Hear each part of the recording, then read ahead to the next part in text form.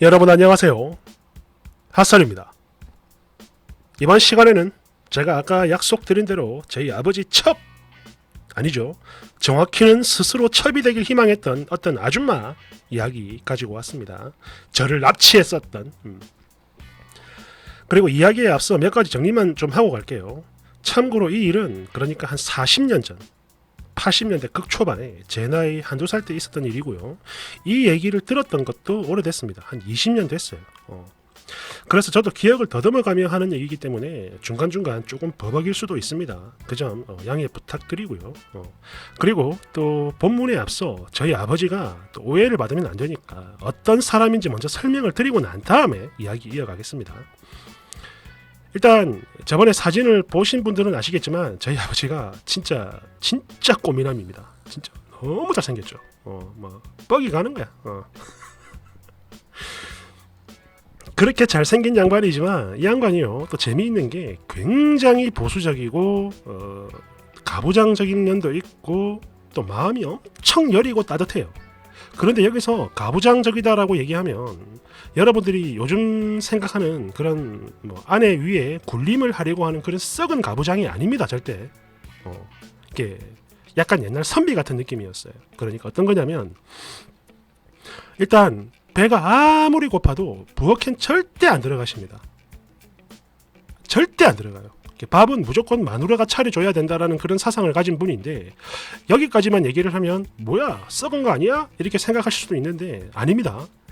반대로 바깥일은 무조건 남자가 해야 한다라고 생각을 하셨어요. 그런데 이게 여자를 무시해서 밖에서 일을 하면 안 된다 이게 아니라 불쌍해서 내 여자는 무조건 내가 먹여 살려야 된다. 그리고 그때 당시에 아버지가 운전을 하셨는데 밖에서 일하는 여자를 보면 그렇게 불쌍하다고 엄청 많이 얘기하셨거든요. 저도 기억이 납니다. 이거는 아이고 오늘 그 식당에 갔는데 아줌마 없고 일하는 거 참 불쌍해가지고 막 이런 얘기를 많이 하셨어요. 그래서 여자를 무시해서 그런 게 아니라 바깥 세상은 험하기 때문에 무조건 남자만 돈을 벌어야 한다. 여자는 집에서 안전하게 집안일을 해야 한다. 이런 가부장이에요. 정확한 거죠. 거지 같은 꼰대가 아닙니다. 절대. 이해되셨죠? 이런 분이었고 그래서 사실 이것 때문에 웃지 못할 에피소드가 하나 있는 게 이 얘기를 잠깐 먼저 하고 가자면 제 나이 5살 때 저희 동네 바로 집 앞에 걸어서 1분 거리에 상봉 2차 아파트라고 아파트 하나가 들어섰습니다. 그리고 그 아파트가 완공될 즈음에 제가 이제 놀이터가 생겼다고 하니까 어린 마음에 좋다고 뭐 한 5살, 6살 그때였어요. 80한 5년도, 6년도 갔는데 놀이터에 갔는데 그 놀이터 모래사장 가운데서 저희 엄마가 머리에 두건을 두르고 그 놀이기구 페인트 칠을 하고 있는 겁니다. 며칠짜리 단기 알바를 하신 거죠. 아버지 몰래. 저는 그걸 보는 순간 감동을 받았어요. 기구가 너무 이쁜데 우리 엄마가 그걸 칠하고 있는 거야. 어린 마음이 막 진짜 감동이 와가지고 그날 저녁에 아버지한테 다 얘기했습니다. 아빠! 엄마가 칠했다! 이래가지고 그래서 들켜서 난리가 났고요. 어머니는 단 하루 만에 알바를 그만둬야 했습니다. 아무튼 그런 분이었어요. 그랬는데 또 잔정은 또 어찌 많아. 잔정이 너무 많은 거야. 사람이 착했어요. 진짜로. 그래가지고 잘생긴 사람이 착하다 보니까 터진 일입니다. 이게 어떻게 된 거냐면 저희 아버지가 이제 트럭 운전을 하셨어요. 그러니까 먼 길 왔다 갔다 하다 보니까 식사를 할 때 기사 식당을 많이 이용을 했습니다. 그런데 어느 식당을 가니까 거기서 이제 이 여자를 만난 거죠. 자주 가던 식당인데 이제 일을 하러 온 거야. 근데 계속 본 거죠. 그런데 이 여자가 그때 당시 나이가 저희 아버지가 30대 초반이고 이 여자가 20대 한 후반 28, 9이었다고 합니다. 처녀였대요. 그런데 80년대 초반에 29의 처녀면은 진짜 노처녀입니다. 요즘하고는 개념이 달라요. 완전 노처녀야. 그런데 그 노처녀가 거기 와가지고 식당 일을 하는데 그게 또 그 당시 아재들 얼마나 험합니까? 막 성희롱도 많이 하고 막 놀리기도 많이 놀리고 막 터치도 하고 그게 너무 불쌍했대요. 아버지가 엄청 불쌍한 거야. 그래가지고 잘 챙겨줬답니다. 말도 따뜻하게 하고 아이고 미자씨 이거 한잔 해요 하면서 막 바꿔서도 하나 주고 뭐 그때 있었는지 모르겠지만 아무튼 그렇게 잘 챙겨준 거야. 그런데 이 여자 입장에서는 너무 잘생긴 꽃미남이 다른 사람들하고 다르게 자기한테 잘해주니까 가버린 겁니다. 나중에 얘기했는데 뭐 첫눈에 반했대요. 아무튼 뻑이 가니까 그때부터는 저희 아빠한테 저희 아버지한테 이 여자도 잘 챙겨준 겁니다.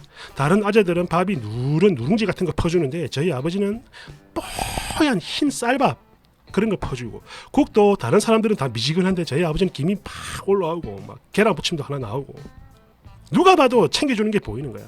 저희 아버지도 바보가 아니니까 그걸 느낀 겁니다. 그래서 이건 아니다 싶어서 그때부터 좀 거리를 뒀대요. 그 집을 잘 안 간 거지. 그러니까 이 여자는 하다가다 하는 거야. 하다가다 하는 거야. 뭐 고백도 했다고 합니다. 뭐 유부남인 거 알지만은 밖에서만 작은 마누라 취급해주면 안 되냐 뭐 그런 식으로. 근데 저희 아버지가 잘라버렸죠. 그래가지고 그때부터 안 갔다고 합니다. 그러고 보니까 이 여자가 하다가 주변 그 아버지 동료들한테 물어가지고 주소를 알아내서 저희 집을 찾아온 겁니다. 그때 저희 집이 진주가 아니고 잠시 부모님이 당신들 부모님 저희 할아버지 할머니하고 떨어져 있었대요. 위치는 모르겠는데 이름은 기억합니다. 하촌이라고. 저도 어릴 때 몇 번 간 적이 있거든요. 우리가 여기 살았다 옛날에 이러면서 갔는데 완전 깡시골이고 지명은 하촌이에요. 진주에서 한 1시간 반 거리였던 것 같습니다. 아무튼 그랬는데 거기서 잠깐 지냈어요. 저희 부모님이 저하고 누나하고 이렇게. 하루는 이 여자가 아버지 없을 때 보따리를 하나 울러매고 집을 찾아온 겁니다. 저희 엄마하고 있을 때. 다 얘기를 했죠. 당신 사방한테 반해서 왔다고. 그러니까 저희 엄마는 이 미친년이 해가지고 빗자루로 패서 쫓아냈다고 합니다. 그런데 며칠 동안 계속 오더래. 계속 오더랍니다. 제발 좀 받아달라고. 노비로 삼아도 좋고 종으로 삼아도 좋고 뭐 처벌해도 좋고 다 좋다고. 무조건 뭐 다 좋으니까 제발 땡땡씨 옆에만 있게 해달라고 그렇게 막 울면서 빌더랍니다. 이거 여러분 이거 믿기 힘드시겠지만 진짜 있었던 일이에요. 그래가지고 저희 어머니가 그걸 받아줬답니다. 받아줬대요. 어이가 없잖아. 아무리 그래도 그렇지 자기 남편 좋다고 찾아온 여자를 받아주는 대장부가 어딨냐고. 엄마 이거 구라 아니야? 라고 물었더니 저희 어머니가 이것 때문에 아까 그 얘기하다가 생각이 난 거야. 저를 똑바로 쳐다보면서 그럽니다. 왜 받아줬냐고 물어봤더니 일단은 그 지경이 되어서도 찾아오는 게 일단 불쌍한 게 첫 번째였고, 오죽했으면 그랬을까가 두 번째였고, 세 번째가 이게 결정적인 건데, 엄마가 그때도 그랬고 지금까지 살면서 그렇게 못생긴 여자는 처음 봤다 이러는 거예요. 그렇게 못생겼답니다. 그래서 도대체 어느 정도로 못생겼냐라고 물었더니 아마 40대 이상 되시는 분들은 다들 기억하실 거예요. 옛날에 그 울고 싶어라는 노래 아시죠? 울고 싶어라를 불렀던 가수 이남희 씨. 비하하는 거 아닙니다. 설명을 위해 드리는 말씀이에요. 이남희 씨하고 똑같이 생긴 여자랍니다. 여러분 검색 한번 해보세요. 이남희. 제가 정말 좋아하는 분인데 이제 여자가 그런 얼굴이다는 좀 조금 안 되죠. 안 되는데 아무튼 그렇게 생겼대요. 그러니까 시집을 못 간 거야. 너무 못생겨가지고. 그러니까 그렇게 못생겨 놓으니까 그 어떤 그 뭐라고 하죠? 경계심이 안 생기더랍니다. 그냥 불쌍했대요. 그래서 받아준 거야. 처음에는 웬 미친년이네 해가지고 쫓아냈지만 얘기를 들어보고 얼굴을 보니까 측은해서 받아준 겁니다. 그래가지고 기가 막힌 동거가 시작이 된 거죠. 6개월 동안 살았대요. 저희 집에서 6개월을. 저는 그때 아기였고 저는 기억이 안 납니다. 그런데 이 사건과 연관된 사람들, 그러니까 제 나이 5살, 6살 그때 그 사람들 다 알거든요. 제가 기억이 나요. 이 사건과 연관된 사람들 같이 생각을 해보십시오. 방이 하나인데 두 부부 그리고 큰딸 그리고 막내 아들 그리고 첩 이렇게 5명이 있자는 거야. 6개월을.